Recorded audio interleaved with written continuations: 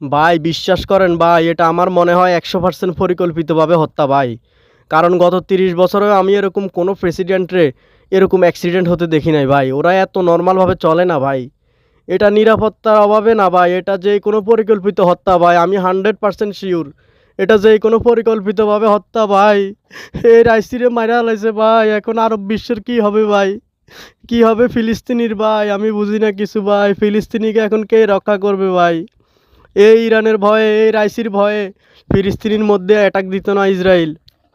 Israel ফিলিস্তিনিতে attack দিতে ভয় পাইতো ভাই, এই রাইসির ভয়ে। আর এখন এই রাইসিরে মাইরা ফেলাইছে ভাই, এখন ফিলিস্তিনিরে কে রক্ষা করবো ভাই?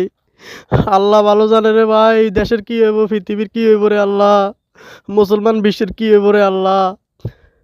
একজন একজন বিপ্লবী বিপ্লবী নেতা ছিলেন আমার এই রাইসি, উনারে মাইরা ফেলাইছে রে আল্লাহ, উনারে মাইরা ফেলাইছে, পরিকল্পিতভাবে মারছে উনারে।